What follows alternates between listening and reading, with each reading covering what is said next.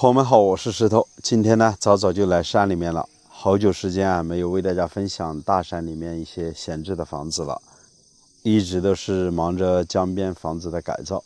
昨天呢，一个师傅把厨房顶上的线脚板给打好了，那今天呢要做保养，所以大部分的师傅是休息了，留了一个师傅在那边拆边沿的模板，然后呢浇水，我就马不停蹄的往山里面跑，然后呢给大家分享一些闲置的老房子。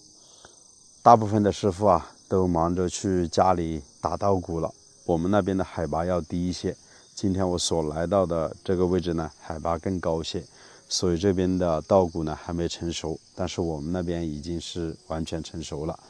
那在我的旁边呢就有一栋闲置的房子，而且经过村里的老乡给我说这栋房子是准备转让出去的。那所在的这个位置呢是非常特殊的，到底能不能转让出去呢？这是一个疑问。据说在村里面有人和他谈过，就是3万块钱左右的价格，村里面的人都不要。那究竟是什么样的一栋房子呢？我就带大家一起去看一下。这个位置开车过来一直都是水泥路面，道路是弯弯曲曲的，可以看到这边的玉米是刚刚开始收割，比我们那边呢要晚许多。那边的稻谷还没成熟呢。这是典型的苗族聚居村落，而且这边的稻田全部都养的有稻花鱼。这是进村的道路，宽6米左右，水泥路面。这里距离县城将近有23公里，距离镇上有6.5公里，交通倒是挺便利的。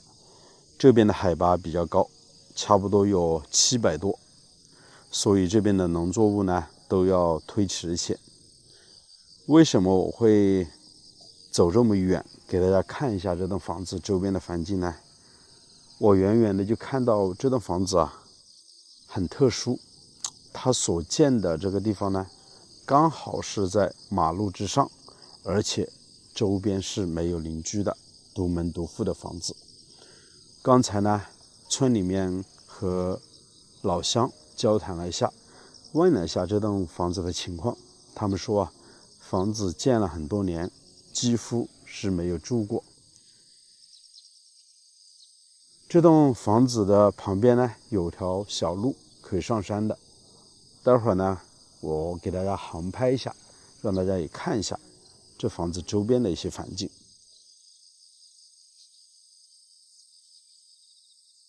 这栋房子几乎也是没有院坝，老乡们都说曾经有人和他谈过，也就是村里面的人和他谈过，当时的价格差不多是3万左右，直接买断。但是后面呢村里面的邻居看了看想了想，最后还是决定不要了，所以这栋房子呢一直都是处于一个闲置的状态。这边的水资源是非常丰富的，几乎都是山里面的泉水，直接可以饮用。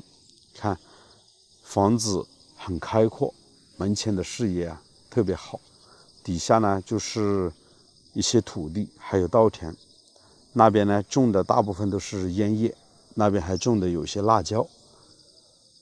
这栋房子的对面呢是一个村子，大概有70-80户人家，紧靠着大山而建的房子。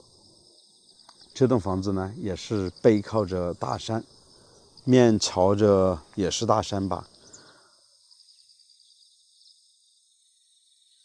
差不多是坐西南朝东北的房子。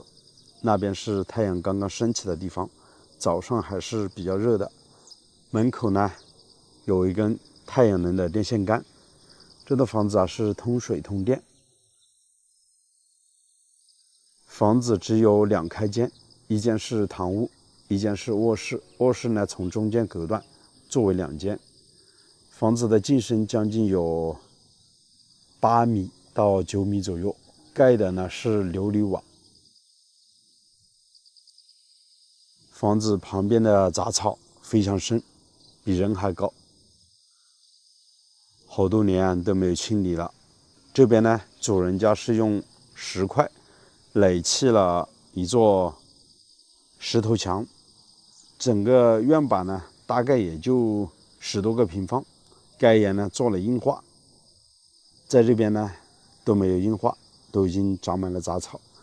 木质结构的房门有4扇，开间呢将近有4米左右，楼层高度将近有3.5米。老乡说，这栋房子里面也做了粉刷，地面呢是做了硬化，做了一个简单的装修，外墙贴的是白颜色的瓷砖。这么看起来的话，如果一家人居住的话，还是挺不错。房子没有多大，但是唯独不好的一点，我觉得这栋房子太靠近马路了，没有院子，自己有车的话都没办法停车，只能停在马路之上。这边的马路呢又比较窄，好在这栋房子的视野很开阔，一点都不会显得压抑。这栋房子的旁边呢是有条小溪的，都可以听见小溪的水流声。一会儿就准备打谷子了。哦，那边已经开始打，它应该是早熟点的品种他们也打到了好了，你把花米想到多，一个是呢，那是把花米就多了。要等熟点等熟可好了。你那个鱼以后大概以后大个？1-2斤2-3斤？2斤左右。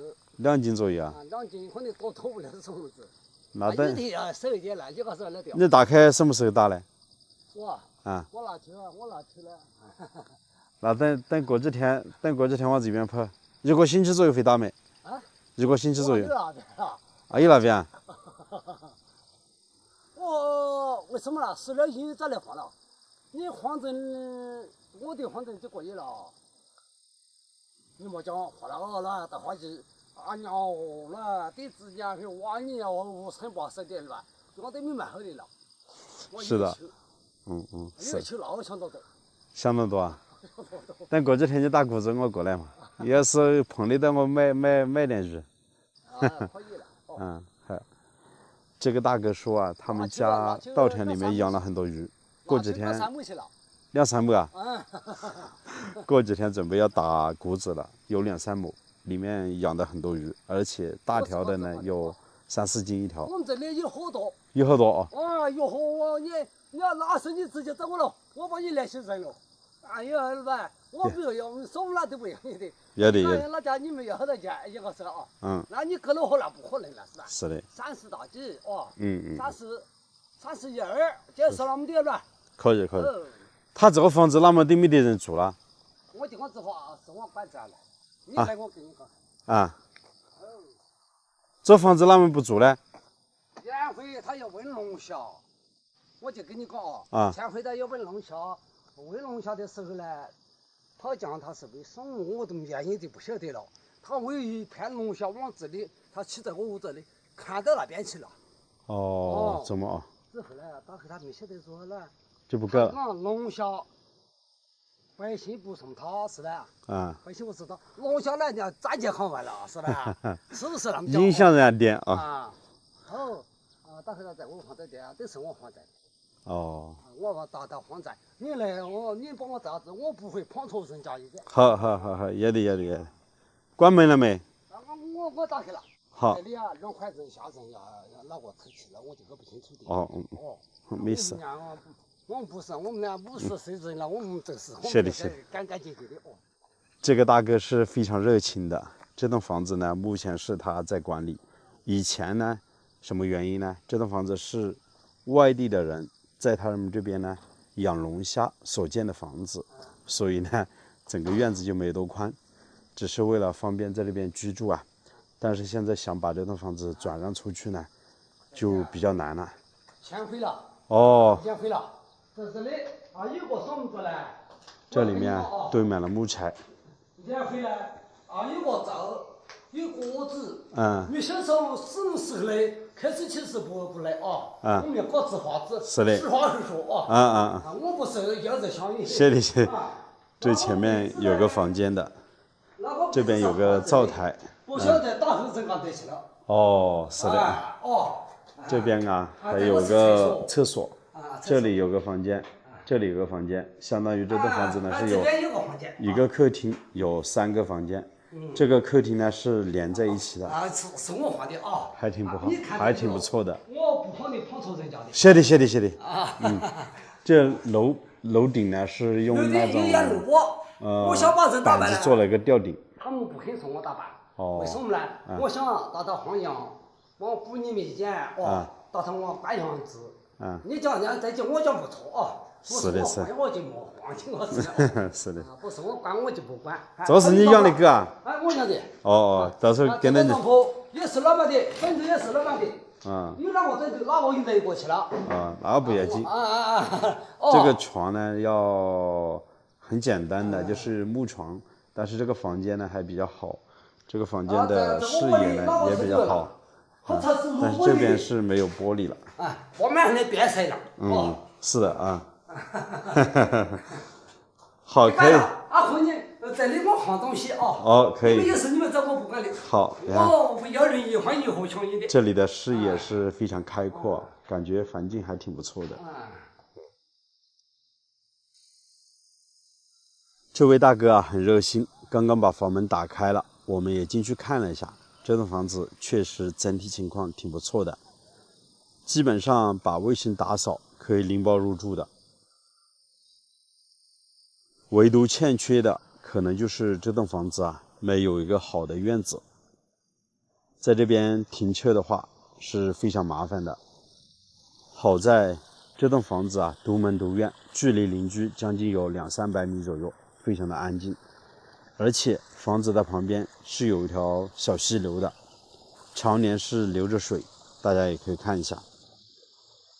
这边流的都是泉水，清澈很干净，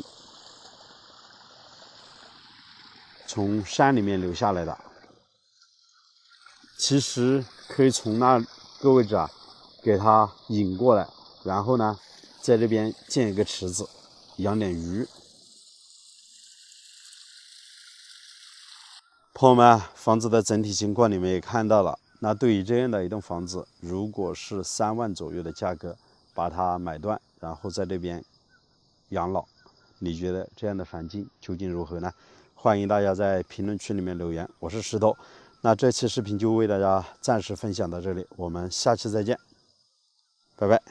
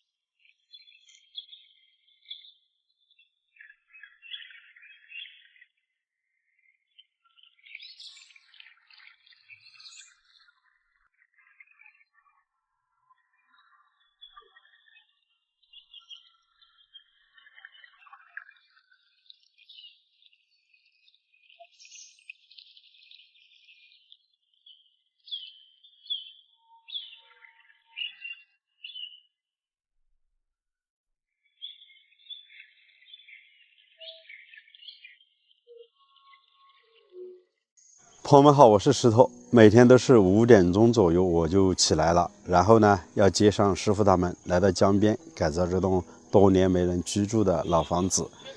这2天呢，我们开始给厨房的顶上装模板，并且呢模板也快安装完成了，师傅他们就在背后做工。待会儿呢我就带大家一起去看一下现在的施工进度啊究竟怎么样了。这几天啊我们买了很多材料，这是一大堆的水泥，用薄膜这样子盖起来了，防止下雨淋湿。这里又拉了好几车沙子。厨房顶上要打一块橡胶板，几乎啊这堆沙子要全部用完。我们是准备从这边用斗车转运过去。这里呢还有一车细沙，这是砌墙的时候所要用到的沙子。现在整栋房子的改造啊，所有的主体基本上都快已经完成了。趁着天气比较好，我们要把模板装好，然后呢绑扎好钢筋，选择个好的天气就打这块橡胶板了。我的工作呢，就是每天给师傅们煮早餐，然后再煮一个中餐。早餐我们一般吃的是面条，这是提前做好的汤，里面放了些酱油，颜色挺深的。这是酸豆角炒辣椒，这是香干豆腐和肉，还有辣椒做臊子。这边还有些小葱花。现在先把水烧开，然后就把面条煮进去。这边煮饭啊比较麻烦，要到旁边去提水，因为家里面是没有水管的，我们烧的都是液化气。抓紧时间把厨房给做好啊，然后要把这些东西全部搬过去，这样子呢才能够正式的改造这栋木房子，东西实在太多了。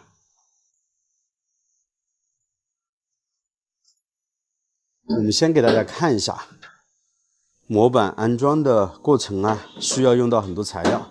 前几天我们是去城里面租了很多钢管，又买了钢筋。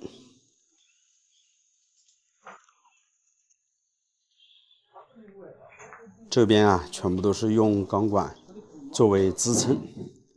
我们租的是2米的钢管，上面呢是一个顶头，把顶头升起来，底下呢再垫一块砖。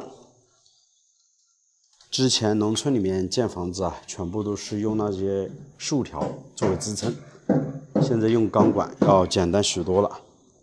大家可以看一下，我们前2天打好的立柱啊，刚好是在中间靠后的位置。实际上，它对整个这根圈梁呢，起到一个非常好的支撑效果，再也不用担心啊上面的板它的承受力不行。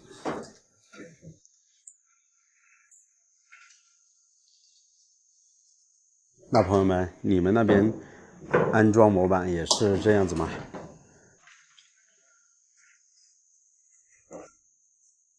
之前我们说想在这边砌一面砖墙，但是想了想，这面砖墙可能比这根立柱所占用的空间更宽一些，所以我觉得立柱还是比较适合的。也有朋友给我的建议，从这边打上一根圈梁，一直到这边，然后呢，这里打一根，做一根十字梁，这样子呢，底下就不占用空间了。实际上这是不行的，为什么呢？我告诉大家啊，这根圈梁是可以打，但是这根呢，我们要做楼梯，如果这里有根圈梁的话，楼梯就上不去了，所以呢，这个位置啊打不了一根圈梁，只能打这一根。这根圈梁打好了之后呢，底下有个支撑，相当于把整块橡胶板分成了1、2、3，差不多3小格吧。这个样子呢，它的承受力就没有那么大了，两边的砖墙就卸掉了很多力。这也是我们为什么必须要打这根圈梁的原因，在这里呢也给大家做一个解答吧。待会儿呢，我们再走上去给大家看一下，师傅他们呢就在上面安装模板。3个窗户是不是很大？里面的光线啊就非常好了。甚至于以后我们在装修的过程当中，后面呢砌灶台，前面我们可以做一个吧台，刚好连接着立柱一起做一个吧台。炒好了饭菜，端到吧台上面，然后呢再从吧台搬到这边来吃饭，你们觉得怎么样呢？大家可以看一下，这箱蜜蜂现在蜂巢了，飞得满天都是。我记得啊，一般都是在春天的时候蜂巢的比较多。现在秋天了，也蜂巢，哇，特别多啊！它应该要等蜂王，每次蜂巢都有一只蜂王带着。视频前的朋友们，应该这样的情况是很少见到的吧？现在师傅们撒点这细沙子，然后呢一边叫蜂落蜂落，它待会儿呢就会找个地方，在这边停留下来，然后再拿东西啊给它接回去。它是慢慢的在走，它找个地方停留的。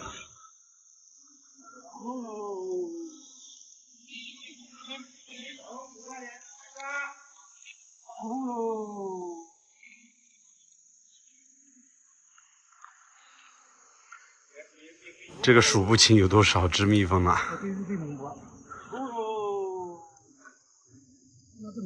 慢慢的离巢越来越远了。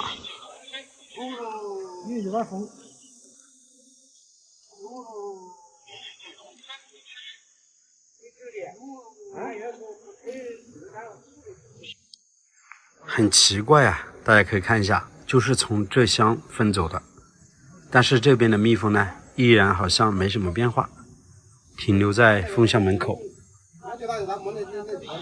刚刚分走的那一下，大概也就几分钟吧，很快。已经飞到那边去了，越来越远，不知道会在哪里停留了。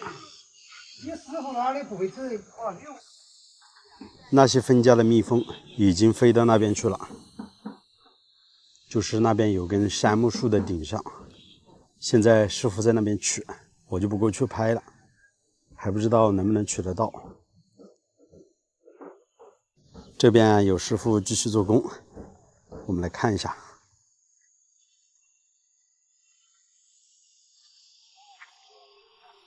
这2天都忙着装模，要赶时间啊！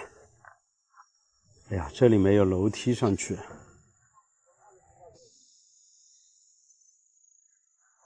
还是给大家从背面看一下吧。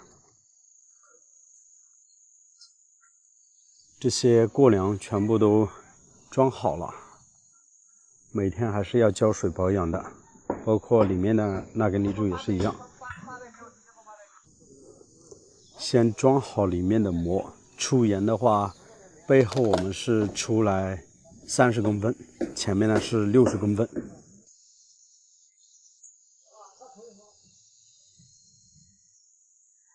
这边就没有出檐了，这边是直接屋顶上的瓦片盖过来。这边厨房顶上的模板我们快装好了，从这底下看一下，出檐的位置我们全部都是用钢管还有些领子作为支撑，因为这边的高度比较高，所以支撑点呢我们是直接放在砖孔里面斜着支撑，这样子也是没什么问题的。出檐的位置是60公分，装好了出檐的模板，然后呢就可以开始绑扎钢筋。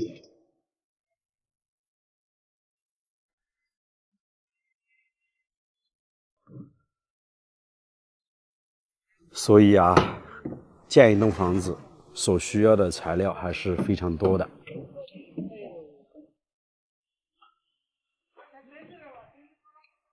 这样子看起来就挺有感觉了，大家觉得呢？我相信啊，这个厨房建好了之后，肯定很漂亮的。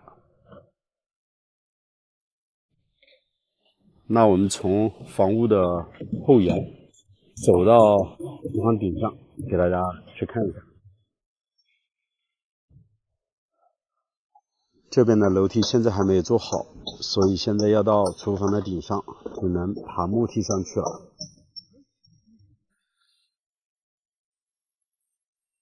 还是非常实用的。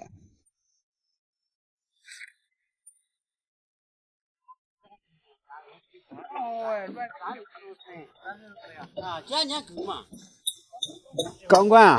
啊？钢管？这个板子啊？哦，我喊的。今年够嘞。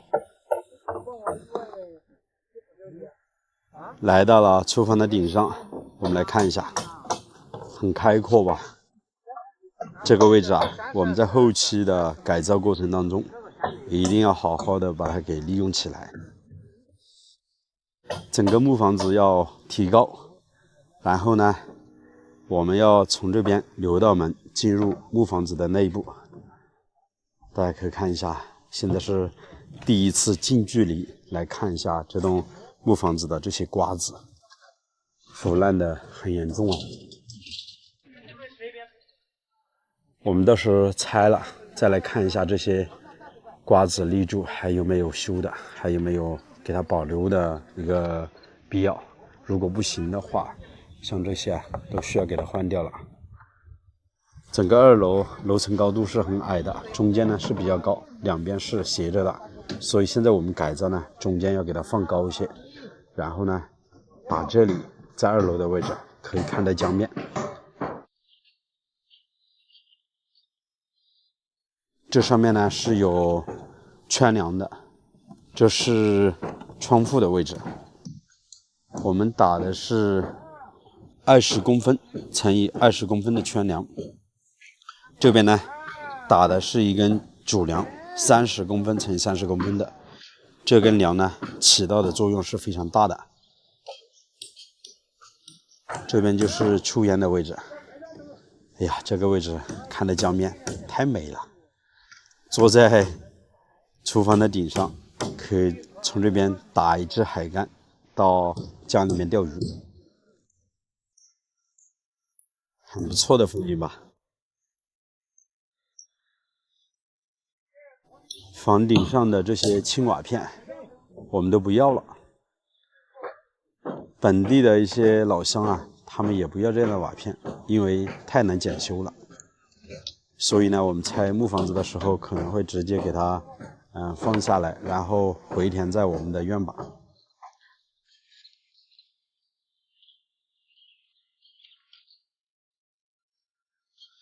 绑扎钢筋估计要1天的时间，还有变模的一个出檐位置，还要做一些模板，工作量还是挺多的。